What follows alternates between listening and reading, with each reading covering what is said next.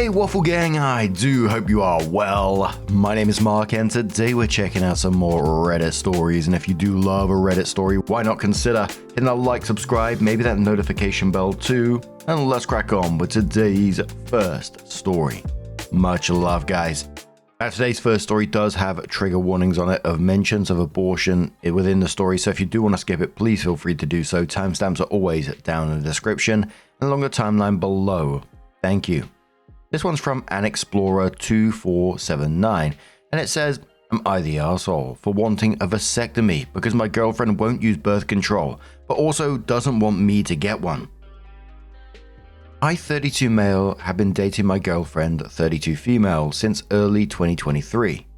Things were good through till most of 2024, but we broke up in early 2025 because she wanted a more serious commitment, and I had just come out of a divorce and wasn't ready for that.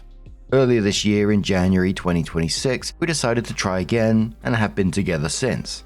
There is an important piece of context. Earlier in her life, she had an abortion, and her doc warned her that having another one could create complications for future pregnancies. Because of that, she is understandably very cautious about getting pregnant. For my part, I don't want children, have no kids in previous marriage, and also very clear about the future. I've been clear with her about that from the start. We have talked about it several times, and my stance has been consistent. We have a pretty active sex life, and currently the only birth control we use is condoms. The problem is that we are having sex frequently, sometimes multiple times, back to back, and using condoms every single time has been frustrating for me physically and practically. Pull-out method again carries some amount of risk, and given her past, I can't give her that trauma again. She does not want to use hormonal birth control, IUD, or other contraceptive methods because she is worried they might affect her hormones or future fertility. I suggested that I get a vasectomy since I'm confident that I do not want kids. However, she is also against that idea. She believes I might change my mind in the future and does not want to make a procedural decision like that. I told her that it's reversible, but again she is very hesitant and asked me not to go through with that. At the same time, pregnancy is not something either of us wants right now. Because of her medical history and my stance on children, it would be a serious issue if it happened. So right now, we're stuck where she does not want hormonal or device-based contraception. She does not want me to get a vasectomy. Neither of us wants to risk pregnancy. The only option left is condoms every time. This has started to become a point of tension because it feels like there is no middle ground. From my perspective, I offered a solution that aligns with my decision about not wanting kids. From her perspective, she's worried about permanent decisions and future possibilities. Am I the arsehole for pushing for a more permanent birth control option instead of just relying on condoms indefinitely?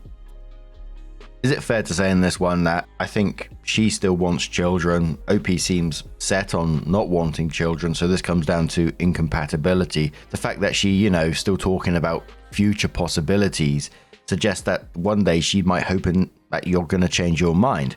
And if that's the case, then that's definitely an incompatibility thing, and I really can't see this going much further, which I know sounds brutal to say, but what other option is there really, right?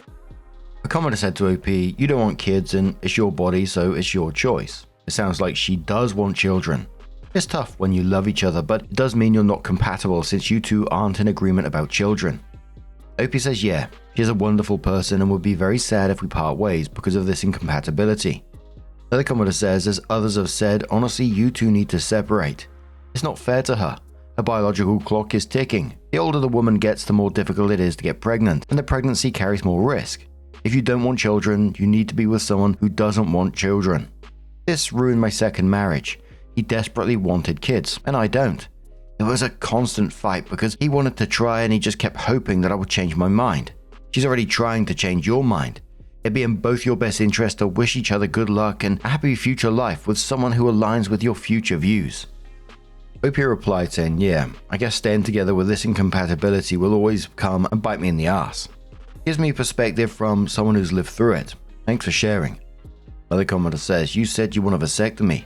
I would just get one and leave her out of it. Like you want one whether you're with her or not, right? Also, she sounds a little wackadoo." OP replies saying, "Yes, kids are not in my future planning with anyone. I was quite clear in my last marriage as well. She's a wonderful person. There's no manipulation going on from her side. She's asked me to give some time before vasectomy, so yeah, just wanted to gather some help from people. Commenter says, in quotes, pregnancy is not something either of us want right now. Then says, might affect her hormones or future fertility. Emphasis mine. You don't ever want any kids, like ever. She doesn't want to risk getting pregnant right now because she may have to have another abortion, which means she won't be able to have kids in the future. She wants kids in the future, and that's why she doesn't want you to have a vasectomy. Why would you even want it to be reversible if your decision is solid? Just to placate her so she'll stop going on at you while you get it done. Not the arsehole, you're both fundamentally incompatible. The only compromise in a case of kids versus no kids is half a child, and that's just totally impossible, of course. If you don't get your head on straight with her, you're going to end up baby trapped. By the way, what do you call two people who use the pull-out method? Parents. If he says, yeah, I know, I'm too far mentally to see myself as a father ever. Yes, regarding pull-out accidents, I have 2 couples in my circle who are now parents. Hope then adds another comment and says, thanks everyone for your words. I'm definitely going to have a straight talk, no BS talk with her about my decision of no kids ever. I am no one to tell her to settle her dreams for me, but again, I can't be a passenger in my own life. Quoting from comments. Thank you folks for your opinions. I wish I could respond to each one, but there are so many of them. I feel like a bit of a fool not getting it sooner and leaving this discussion open between me and my partner. We're going to have a straight talk about this and move on either with or without each other. Opie comes in with their update 8 days later and says, now after I posted last, she had to travel back to home for about 2 months because of some personal work. While going through comments, I realized why I never wanted kids and what all things in my life led to that decision. So I booked a consultation with a urologist and he had a slot for a vasectomy for 2 days back. Now, I was in a dilemma to inform her about this in advance or just go through it. But I knew if I chose to inform her, this will just drag for a few days and I really don't have the emotional bandwidth these days because of other factors. So I went through the snip-snap procedure. Now I'm planning to tell her when she is back and see where this goes. At some point I felt wrong not to inform her, but again, this is something I was thinking for some time and it was always pushed because of some reason, and at the end, the thought which rang again and again in my mind was, don't be a passenger in your own life. Someone said this in the comments, and frankly, I have a lot of times compromised in life for other people, which didn't end well. A commenter said, did you ever actually inform her that you decided against having children? If yes, then this should not come as a shock to her. If no, then she'll probably need some time to get used to the idea. If yes, and she acts completely shocked and overwhelmed, then you will know she has plans to get pregnant against your wishes. Best to be with a like-minded partner in such cases as this. Good luck. OP comments on this one saying, yeah, the last time we had the discussion was February, and eventually she said she'd have to choose between me or having babies while crying, so that convo ended there. But the commenter says you need to break up with her. She wants kids, you aren't compatible. Do her a favor and let her move on. Another commenter says you want different things in life, break up and stop wasting each other's time. And another commenter says congrats on the vasectomy. Don't assume you're in the clear until after the follow-up sperm count. And many people just saying, don't wait the couple of months or whatever it was to tell her. Just get it over with now because this is inevitable, right? She wants kids, he doesn't. They're just incompatible and that's the way it is. But what do you guys make of this situation? I'm assuming there's going to be another update on that some point soon, so we'll keep an eye out for that. Let us know your thoughts down in the comments below, and let's move on to another story. Now, our next story comes from Important Point 4425. Trigger warnings on it of sexism, financial exploitation, and manipulation as well. So again, if you do want to skip it, timestamps are always down in the description and along the timeline below.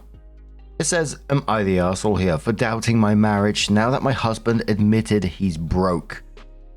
I, 40 female, have a son from my previous marriage. After my divorce, I raised him mostly alone since his dad doesn't pay child support. Those years were hard, but I rebuilt my life. I focused on my son and my career, and honestly, I was very happy being single.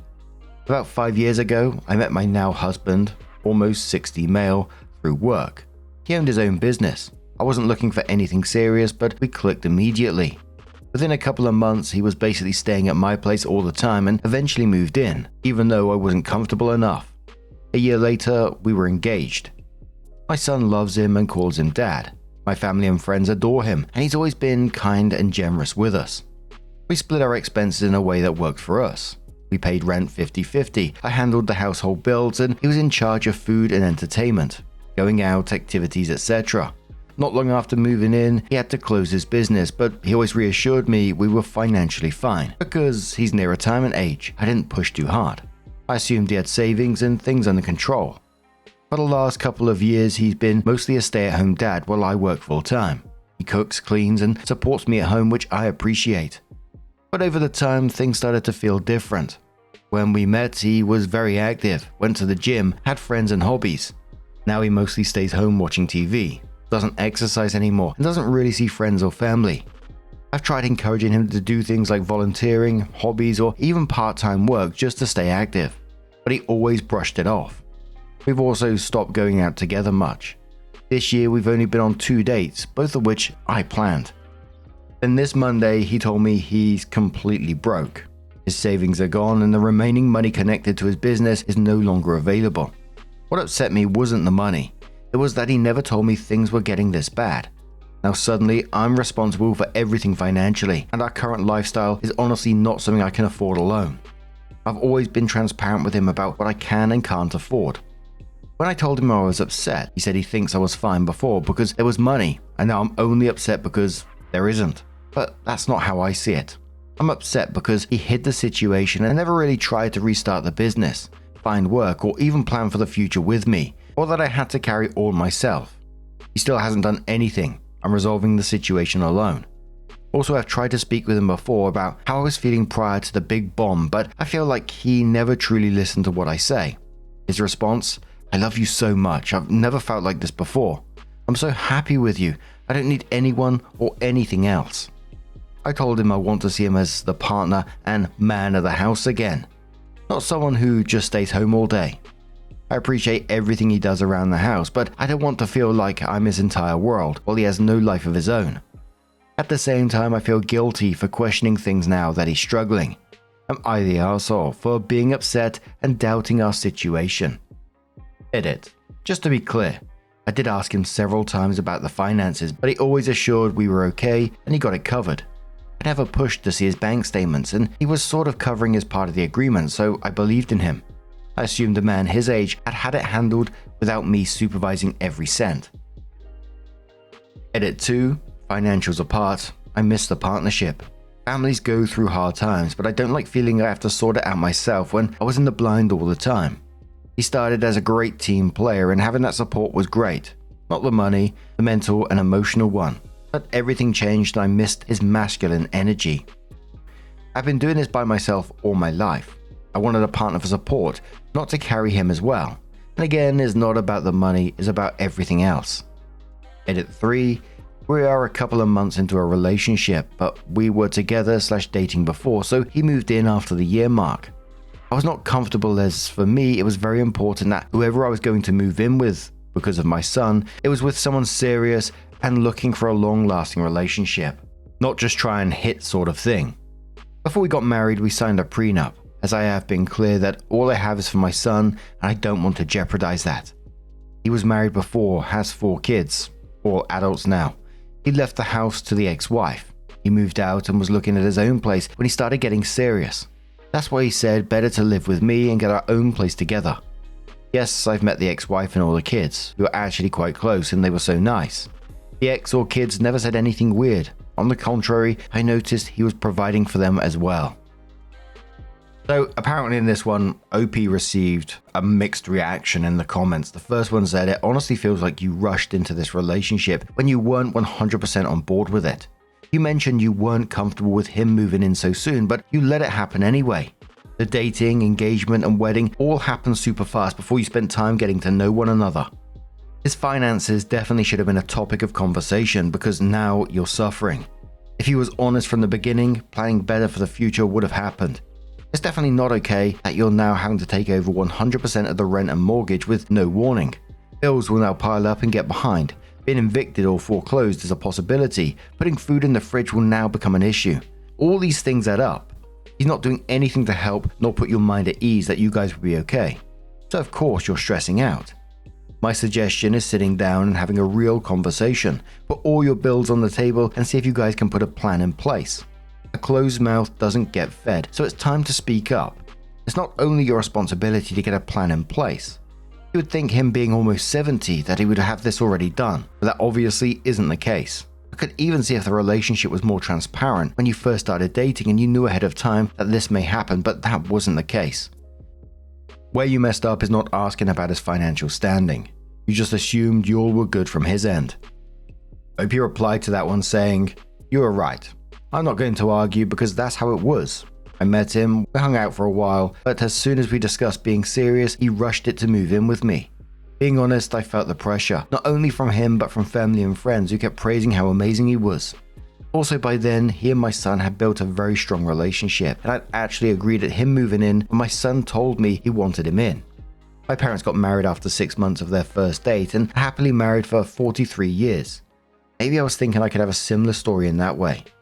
I didn't want to lose my independence when I got with him, so we agreed on a joint bank account where we could both deposit the house expenses, and in our personal accounts we would manage on our own money at our free will. As he was contributing constantly to our joint account, I never actually dig too hard about his personal finances. I did touch the subject and signed a prenup prior to the wedding though. I'm very grateful for your comment because it really resonates in me. I'm just surprised at how comfortable he became after the wedding, which wasn't long ago. He stopped doing exercise. He had already closed his business for a long time and let talking about reopening but never actually did anything about it. I don't want to sound bad, but I feel like I'm married to a woman. Say what? He lost his drive, his manhood. That's what I miss, and then with this financial crisis, I'm the one sorting things out even though he kept me blind all this time and now things are piling up. Another commenter said to OP, "Moved a man in and let him get close to your son but wasn't comfortable asking about his business." OP replied, "I did ask over and over and he always gave me half responses or assured everything was covered." Another commenter says, "If you refuse to ask about his finances, you are just as culpable.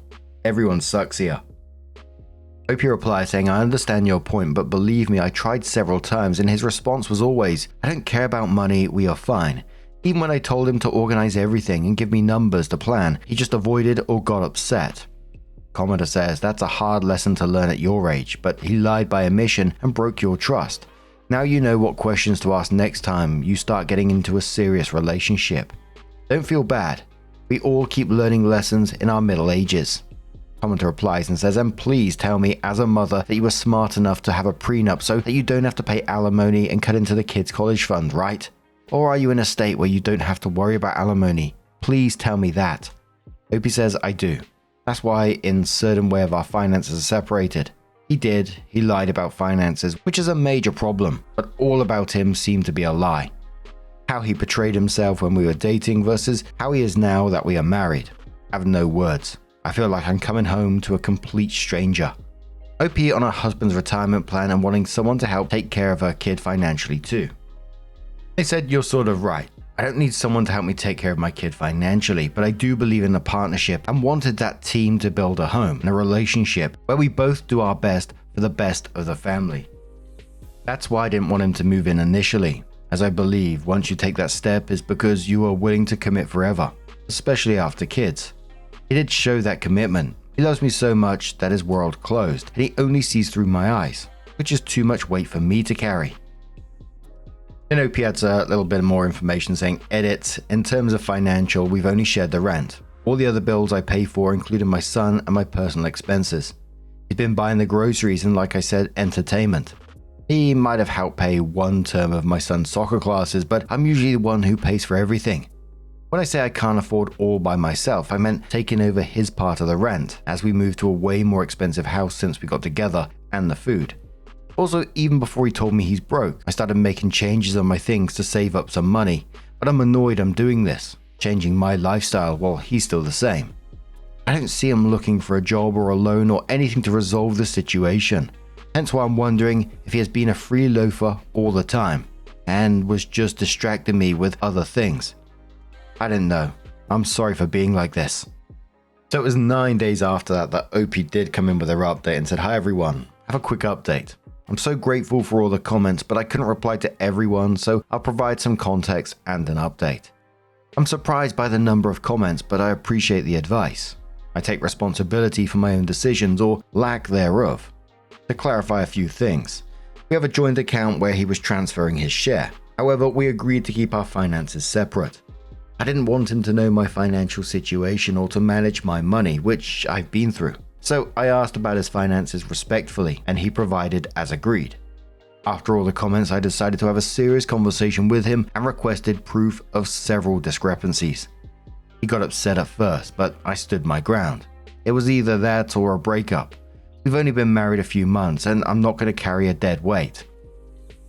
He's having issues with the IRS because his brother stole his identity and opened businesses in other states. There are other serious problems too, and I spoke with a lawyer, an accountant, and 2 exes of the brother. The brother is a lost cause. I was upset because I told him I needed to start fixing the problem, not just wait. He got upset when we met with a lawyer and an accountant to create a plan. That's when I told him I couldn't continue with him on those terms. I understand he's going through a tough time and I'm here to support him, but I can't take over his problems while he sits around. He either takes responsibility and gets things done, or I'm leaving. It's not the money that bothers me, it's his attitude. Yes, I understand the age difference and that it's normal for a stay-at-home dad to be responsible for household chores. However, that wasn't ever agreed upon. I never wanted a stay-at-home husband, and as I mentioned to him, I feel played. He pretended to be the kind of man I've always wanted. Interesting, independent, intelligent, high masculine energy, and respectful. But he ended up being the complete opposite. He's very respectful and we have an amazing relationship, but I'm feeling suffocated. So I gave him a month to find a job or a solution for our financial situation. He needs to return to the gym or a sport and hobby, make some friends and have a life. I need to be able to spend time with my son, myself, and my friends without him. I'm also ensuring with a lawyer that the situation doesn't affect me or my son. I'll keep you posted to see if he actually did it or if this is completely over. The first commenter quoted OP saying, "High masculine energy," with an eye roll emoji on the end of it. And OP replied saying, "Yes, a real man. Responsible, grounded, decisive, protective. I've been taking control all my life and in relationships because men just turn into big babies and I'll end up handling and manhunt everything at home. I wanted a man that could handle things so I could disconnect and try to have some rest." A commenter came back to OP on that one and said, "When I think about people I know who are responsible, grounded, decisive, and protective, my mum's friends are the first to come to mind. It may be more illuminating to think about people and their characteristics on an individual basis rather than assuming them based on their gender. Looking at old school gender norms, the only high masculine energy mark you identified was that he was active and went to the gym. Meanwhile, he almost immediately moved in with you so you could start taking care of him. Another outdated gender norm. This idea of a real man archetype is not a helpful measurement tool for evaluating individual people, but I suspect you were just throwing at that term to be hurtful to your husband." OP replies saying, "You are absolutely right. I've always been like that, and I simply wanted a partner to share this journey with. To clarify, families face difficult times, unexpected health issues, death, bankruptcy, and so on.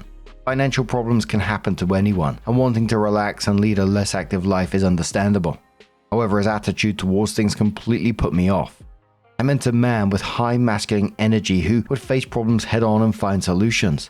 Instead, he sat and waited and only told me when he was forced to act. A very poor excuse. I'm simply exhausted from being the one constantly fixing everything and everyone." And again, there was a whole mix of comments below this one. People questioning, why would you marry someone 20 years older and don't even discuss finances?